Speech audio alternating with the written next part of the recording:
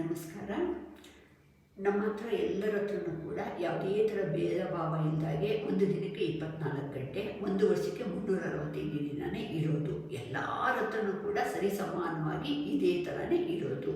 ಆದರೂ ಕೂಡ ಕೆಲವಾರು ಅಂತಾರೆ ತುಂಬ ಕಮ್ಮಿ ಜನ, ಬೆರಳಿಗೆಷ್ಟು ಜನ ಮಾತ್ರ ತುಂಬ ಅಸಾಮಾನ್ಯರಾಗಿ ಬೆಳೀತಾರೆ. ಅವ್ರ ಹೆಸರನ್ನ ಕೌಂಟ್ ಮಾಡ್ಬೋದು, ಬೆರಳಿಗೆಷ್ಟು ಮಾತ್ರ ಇರುತ್ತೆ. ಉಳಿದವರೆಲ್ಲ ಸಾಮಾನ್ಯ ವ್ಯಕ್ತಿಗಳಾಗಿ ಬದುಕಿಬಿಟ್ಟು ನಾವು ನಮಗೆ ಪ್ರಾಣಿಗಳಿಗೆ ಯಾವುದೇ ಥರ ಭೇದ ಇಲ್ಲದಾಗೆ ಬದುಕ್ತೀವಿ. ಪರಮಾತ್ಮ ನಮಗೆ ಎಲ್ಲನೂ ಕೊಟ್ಟಿರ್ತಾನೆ. ಅದ್ಭುತವಾದ ಬುದ್ಧಿಶಕ್ತಿ ಕೊಟ್ಟಿರ್ತಾನೆ, ಅದ್ಭುತವಾದ ಯೋಚನೆ ಮಾಡುವಂಥ ಶಕ್ತಿ ಕೊಟ್ಟಿರ್ತಾನೆ. ಕೈ, ಕಾಲು, ಮನಸ್ಸು, ಕಣ್ಣು, ಕಿವಿ ಪ್ರತಿಯೊಂದು ಕೊಟ್ಟಿರ್ತಾನೆ. ಆದರೂ ಕೂಡ ಅದನ್ನು ಯಾವ ರೀತಿ ಯೋಚನೆ ಮಾಡಬೇಕು ಅನ್ನೋದು ನಾವು ಯೋಚನೆನೇ ಮಾಡೋದಿಲ್ಲ. ನಮಗೆ ತಾತ್ಕಾಲಿಕ ಸುಖ ಮಾತ್ರ ಬೇಕಾಗಿರುತ್ತೆ. ನಮಗೆ ಏನು ಬೇಕು ಅಂಥದ್ದೆಲ್ಲ ಊಟ ಮಾಡೋದಕ್ಕೆ ಊಟ ಸಿಕ್ಕುತ್ತೆ. ನಿದ್ದೆ ಮಾಡಬೇಕು ಅಂತ ಅಂದಾಗ ನಮಗೆ ನಾವು ನಿದ್ದೆ ಮಾಡಿದಾಗ ಏನಾಗ್ಬಿಡುತ್ತೋ ಅನ್ನೋ ಭಯ ಇಲ್ಲದ ಹಾಗೆ ಆರಾಮವಾಗಿ ನಿದ್ದೆ ಮಾಡೋದಕ್ಕೆ ಅನುಕೂಲ ಮಾಡ್ಕೊಂಡಿರ್ತೀವಿ. ಒಂದು ಸುಂದರವಾದ ಕುಟುಂಬನ ಕಟ್ಕೊಂಡಿರ್ತೀವಿ. ನಮಗೆ ಏನೇನು ಬೇಕೋ ಈ ಬಾಹ್ಯ ಜೀವನದಲ್ಲಿ ನಾವು ಸುಖವಾಗಿರೋದಕ್ಕೆ, ಆಡಂಬರತೆಯಿಂದ ಜೀವನ ಮಾಡೋದಕ್ಕೆ ಏನೇನು ಬೇಕೋ ದುಡ್ಡು, ಕಾಸು, ಹಣ, ಮನೆ ಎಲ್ಲನೂ ಮಾಡ್ಕೊಂಡಿರ್ತೀವಿ. ಆದರೂ ಕೂಡ ನಾವು ನಮ್ಮಲ್ಲಿರೋ ಶಕ್ತಿನ ನಾವು ಕಂಡುಕೊಳ್ಳೋದೇ ಇಲ್ಲ. ನಾವು ತುಂಬ ರಿಸ್ಕ್ ತೊಗೊಳಕ್ಕೂ ಹೋಗೋದಿಲ್ಲ. ಅಯ್ಯೋ ಯಾಕೆ ಬೇಕಪ್ಪ, ಇವಾಗ ಚೆನ್ನಾಗಿದ್ದೀನಿ, ಇನ್ನೂ ಏನಾದರೂ ಮಾಡೋಕ್ಕೆ ಹೋದರೆ ನಾವು ಸೋತೋಗ್ಬಿಟ್ರೆ, ಜನ ನಮ್ಮನ್ನು ನಕ್ಬಿಟ್ರೆ ಅಂತಬಿಟ್ಟು ನಾವು ಯಾವುದೇ ಕೆಲಸಕ್ಕೆ, ಅದ್ಭುತವಾದ ಕೆಲಸಕ್ಕೆ ಕೈ ಹಾಕೋದಕ್ಕೆ ಹೋಗೋದಿಲ್ಲ. ದುಡ್ಡು ದುಡಿಯೋದಕ್ಕೆ ಏನು ಬೇಕೋ ಅಂಥ ಕೆಲಸಗಳನ್ನ ಮಾಡ್ತಾ ಇರ್ತೀವಿ. ಮತ್ತು ನಮಗೆ ಅನುಕೂಲ ಆಗೋ ರೀತಿಯಲ್ಲಿ ನಾವು ಸುಂದರವಾದ ಒಂದು ಸಂಸಾರನ ಕಟ್ಕೊಂಡಿರ್ತೀವಿ. ನಾವು ಇರೋ ತನಕ ಚೆನ್ನಾಗೇ ಬದುಕಿ ಬಾಳ್ತೀವಿ. ನಾವು ಸತ್ತ ಮೇಲೆ ಕೆಲವಾರು ದಿನ ಮಾತ್ರ ನಮ್ಮ ಕುಟುಂಬದವರು ನಾವು ಕಾಯ್ಕೊಂಡಿರ್ತಾರೆ. ಆಮೇಲೆ ಅವರು ಕೂಡ ಮರ್ತೋಗ್ಬಿಡ್ತಾರೆ. ನಾವು ಹೆಂಗೆ ಹುಟ್ಟಿರ್ತೀವೋ ಅದೇ ರೀತಿ ನಮ್ಮ ನಾಶ ಕೂಡ ಆಗೋಗ್ಬಿಡುತ್ತೆ. ನಮ್ಮನ್ನು ಯಾರು ಆಮೇಲೆ ನೆನೆಸೋದು ಇಲ್ಲ, ನಮ್ಮ ಹೆಸರುಗಳನ್ನು ಕೂಡ ಗುರ್ತಿಟ್ಕೊಳ್ಳೋದಿಲ್ಲ.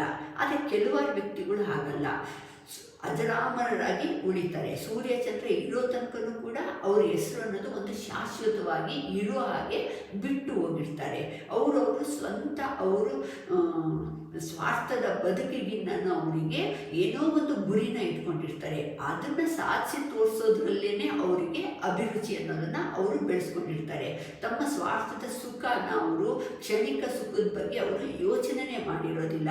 ಅದರ ಸಲುವಾಗಿ ಅವರ ಹೆಸರು ಅನ್ನೋದು ಶಾಶ್ವತವಾಗಿ ಉಳಿಯೋ ಹಾಗೆ ಮಾಡುತ್ತೆ. ನಮಗೆ ಪರಮಾತ್ಮ ಎಂಥ ಅದ್ಭುತವಾದ ಶಕ್ತಿ ಕೊಟ್ಟಿದ್ದಾನೆ. ಈಗ 84 ಕೋಟಿ ಜೀವರಾಶಿಗಳಲ್ಲಿ ಮನುಷ್ಯನ ಜೀವನ ಅನ್ನೋದು ತುಂಬ ಅದ್ಭುತವಾದ ಸರ್ವಶ್ರೇಷ್ಠವಾದ ಜೀವನ ಅಂತಬಿಟ್ಟು ಹೇಳ್ತೀವಿ. ಆದರೆ ನಾವು ಅಂಥ ಸರ್ವಶ್ರೇಷ್ಠವಾದ ಜೀವನದಲ್ಲಿ ನಾನು ಮನುಷ್ಯ ಆಗ್ಬಿಟ್ಟಿದ್ದೀನಿ, ನಾನೇನಾದರೂ ಬೆಕ್ಕಾಗ್ಬಿಟ್ಟಿದ್ದೀನ, ನಾಯಿ ಆಗ್ಬಿಟ್ಟಿದ್ದೀನ? ಇಲ್ಲ, ನಾನು ಮನುಷ್ಯನಾಗೇ ಹುಟ್ಟಿದ್ದೀನಿ. ನನಗೆ ಪರಮಾತ್ಮ ಮನುಷ್ಯನಾಗಿ ಹುಟ್ಟಾಗಿ ಮಾಡಿದ್ದಾನೆ ಅಂತಂದರೆ ಅದರಿಂದ ಏನೋ ಒಂದು ಕಾರಣ ಇರುತ್ತೆ. ಈ ಸೃಷ್ಟಿನಲ್ಲಿ ಯಾವುದು ಕೂಡ ಸುಮ್ಮನೆ ಬರೋದಿಲ್ಲ. ಪ್ರತಿಯೊಂದಕ್ಕೂ ಕೂಡ ಒಂದು ಕಾರಣ ಅನ್ನೋದೇ ಇರುತ್ತೆ. ಆ ಕಾರಣ ಇದ್ರೇ ನಮ್ಮ ಸೃಷ್ಟಿ ಆಗೋದಕ್ಕೆ ಸಾಧ್ಯ. ಆದರೆ ನಾವು ಅದರ ಸೃಷ್ಟಿಯ ಹಿಂದಿನ ರಹಸ್ಯನೇ ಮರೆತು ಬಿಟ್ಟಿರ್ತೀವಿ. ನಾವು ಸುಖ ಪಡೋದ್ರ ಸಲುವಾಗಿ ಹುಟ್ಟಿದ್ದೀವಿ. ಸುಖ ಪಡೋದ್ರ ಸಲುವಾಗಿ ಸಂಪತ್ತು ಅನ್ನೋದನ್ನು ಪರಮಾತ್ಮ ನಮಗೆ ಕೊಟ್ಟಿದ್ದಾನೆ. ಸುಖ ಪಡೋದ್ರ ಸಲುವಾಗಿ ನನಗೆ ಕುಟುಂಬ ಅನ್ನೋದನ್ನು ಕೊಟ್ಟಿದ್ದಾನೆ ಅಂತ ಅಂದ್ಕೊಂಡ್ಬಿಟ್ಟು ಸ್ವಾರ್ಥದ ಬದುಕನ್ನು ಬದುಕ್ತೀವಿ. ಈ ಥರ ನಾವು ಬದುಕೋದ್ರಿಂದ ಪ್ರಾಣಿಗಳಿಗೆ ನಮಗೆ ಏನು ವ್ಯತ್ಯಾಸ? ಪ್ರಾಣಿಗಳು ಕೂಡ ಅಷ್ಟೇ, ಹಶ್ವಾದಾಗ ಊಟ ಮಾಡುತ್ತೆ, ನಿದ್ದೆ ಮಾಡಬೇಕು ಅಂದಾಗ ನಿದ್ದೆ ಮಾಡುತ್ತೆ. ಇದೇ ಥರನೇ ನಾವು ಕೂಡ ಅದೇ ಕೆಲಸನೇ ಮಾಡೋದು, ಅದರಿಗಿಂತ ಜಾಸ್ತಿ ಮಾಡೋದಿಲ್ಲ. ಅದ್ರ ಸಲುವಾಗಿ ನಮ್ಮನ್ನು ಯಾರು ಗುರ್ತೇ ಇಟ್ಕೊಳ್ಳೋದಿಲ್ಲ. ಇರೋ ತನಕ ಸುಂದರವಾದ ಜೀವನ ಮಾತ್ರ, ಸುಖವಾದ ಜೀವನ. ಅದು ಕೂಡ ಒಳ್ಳೆಯದನ್ನು ತಿನ್ನಬೇಕು, ಒಳ್ಳೆಯ ಜಾಗದಲ್ಲಿ ತಿರುಗಬೇಕು, ಒಳ್ಳೆಯ ಜಾಗದಲ್ಲಿ ಇರಬೇಕು, ಒಳ್ಳೆಯ ಬಟ್ಟೆಗಳನ್ನು ಉಡಬೇಕು ಅನ್ನೋ ಆಸೆಗಳಿಗಿಂತ ನಾವು ಅತಿಯಾಗಿ ಮತ್ತೆ ಮುಂದೆ ಹೋಗೋದೇ ಇಲ್ಲ.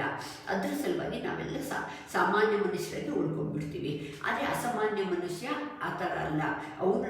ನಾನು ಮನುಷ್ಯನಾಗಿ ಹುಟ್ಟಿದ್ದೀನಿ, ಸರ್ವಶ್ರೇಷ್ಠವಾದ ಜೀವಿ ಆಗಿದ್ದೀನಿ ಅಂತಂದರೆ, ಆ ಭಗವಂತ ನನಗೆ ಈ ರೂಪ ಕೊಟ್ಟಿದ್ದಾನೆ ಅಂತಂದರೆ ನನ್ನಿಂದ ಏನೋ ಅವನು ಅಪೇಕ್ಷೆ ಪಡ್ತಾ ಇದ್ದಾನೆ. ನಾನು ನನ್ನ ಜನ್ಮಕ್ಕೆ ನಾನು ನ್ಯಾಯ ಒದಗಿಸಬೇಕು, ಈ ಭೂಮಿಗೆ ಬಂದಿದ್ದಕ್ಕೆ ನನ್ನ ಜನ್ಮ ಅನ್ನೋದು ಸಾರ್ಥಕ ಆಗಬೇಕು ಅನ್ನೋ ಒಂದು ಗುರಿನ ಇಟ್ಕೊಂಡಿರ್ತಾನೆ. ಅವನು ತನ್ನ ಒಳಗಡೆನೇ ನೋಡ್ತಾನೆ. ಆಧ್ಯಾತ್ಮ ಅಂತ ಹೇಳ್ತಲೂ ಕೂಡ ನಮ್ಮನ್ನು ನಾವು ಅರಿಯೋದು, ನಾನು ಯಾರು ಅಂತೇಳ್ಬಿಟ್ಟು ಅರ್ಥಕೊಳ್ಳೋದು. ಆಧ್ಯಾತ್ಮ ಅಂತ ಹೇಳ್ತಲೂ ನಾವು ಕಣ್ಣು ಮುಚ್ಕೊಂಡು ಕೂತ್ಕೊಳ್ಳೋದು, ಸನ್ಯಾಸಿಯಾಗಿ ಹೋಗೋದು ಅಂತೇಳಲ್ಲ, ಒಂದು ಅದ್ಭುತವಾದ ಜೀವನನ ನಡೆಸೋದು ಮತ್ತು ಮಾಡೋ ಕೆಲಸನ ತುಂಬ ಅಚ್ಚುಕಟ್ಟಾಗಿ ಶ್ರದ್ಧೆಯಿಂದ ಮಾಡೋದಕ್ಕೆ ಆಧ್ಯಾತ್ಮ ಅಂತೇಳ್ಬಿಟ್ಟು ಹೇಳ್ತೀವಿ.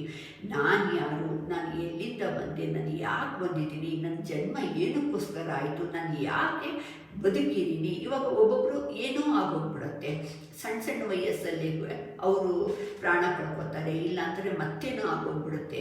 ಆದರೆ ನನಗೆ ದೇವರು ಸುಸ್ಥಿತಿನಲ್ಲಿ ಇಟ್ಟಿದ್ದಾನೆ ಅಂತಂದರೆ ಅವನ ಪ್ರಕಾರ ನಾನು ತುಂಬಾ ಏನೋ ಒಂದು ಸಕಾರಣಕ್ಕೋಸ್ಕರ ಬಂದಿದ್ದೀನಿ ಅನ್ನೋದನ್ನು ನಾವು ಒಂದು ಗುರಿಯಾಗಿ ಇಟ್ಕೋಬೇಕು. ನನ್ನನ್ನು ನಾನು ಯಾರು ಅಂತಬಿಟ್ಟು ಅರಿತಾಗ ಮಾತ್ರ ಯಾವುದೇ ಒಂದು ಒಳ್ಳೆಯ ಕೆಲಸನ, ಅದ್ಭುತವಾದ ಕೆಲಸನ ಮಾಡೋದಕ್ಕೆ ಆಗುತ್ತೆ.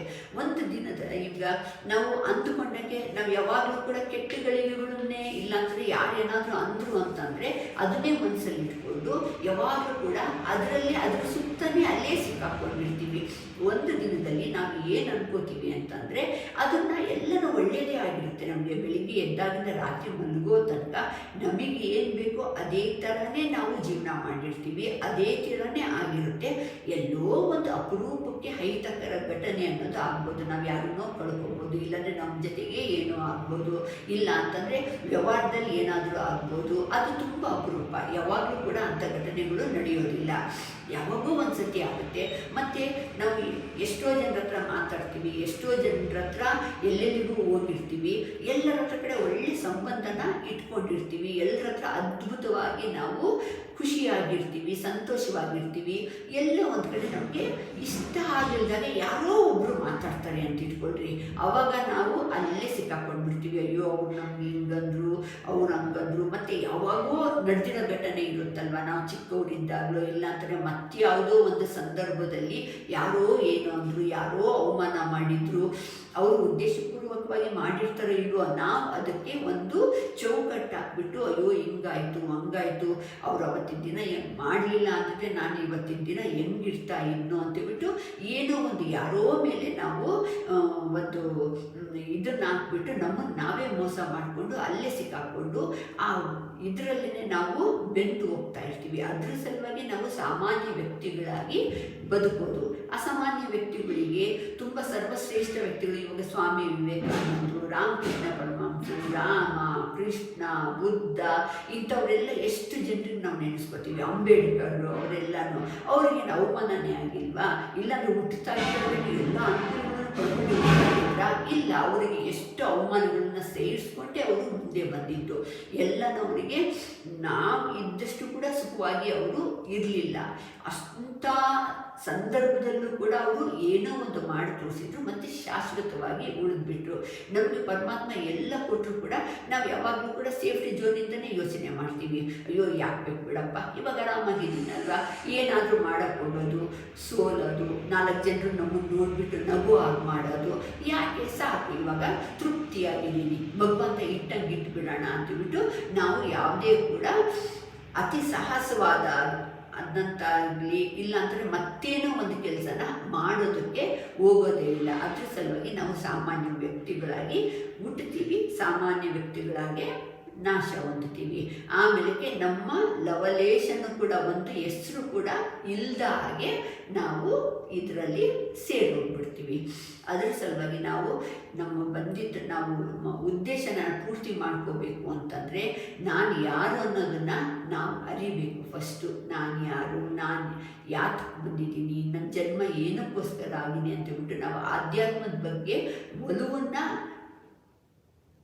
ಒಲವನ್ನು ಬೆಳೆಸ್ಕೊತ ಹೋದ್ವಿ ಅಂತಂದರೆ ನಾವು ಕೂಡ ಪೂರ್ತಿ ಅವರಂಥ ಅದ್ಭುತವಾದ ಸಾಧನೆಗಳನ್ನು ಮಾಡೋಕ್ಕಾಗಲಿಲ್ಲ ಅಂದರೂ ಕೂಡ ಒಂದು ಸಾರ್ಥಕವಾದ ಮರಣದ ಕಾಲದಲ್ಲಾದರೂ ಕೂಡ ಪರಮಾತ್ಮ ನನಗೆ ಸೃಷ್ಟಿ ಮಾಡಿದ್ದಕ್ಕೂ ಕೂಡ ನನ್ನ ಜನ್ಮ ಸಾರ್ಥಕ ಆಯ್ತಪ್ಪ, ಪರಮಾತ್ಮ ನನಗೆ ಏನಕ್ಕೋಸ್ಕರ ನಾವು ಹುಟ್ಟಿಸಿದ್ನ ಏನೋ ಗೊತ್ತಿಲ್ಲ, ಆದರೆ ನನ್ನ ಜೀವನ ನನಗೆ ತೃಪ್ತಿ ಕೊಡಾಗೆ ನಾನು ಬದುಕಿದ್ದೀನಿ ಅನ್ನೋ ಒಂದು ತೃಪ್ತಿಕರವಾದ ಭಾವನೆನಾದ್ರೂ ಇರುತ್ತೆ.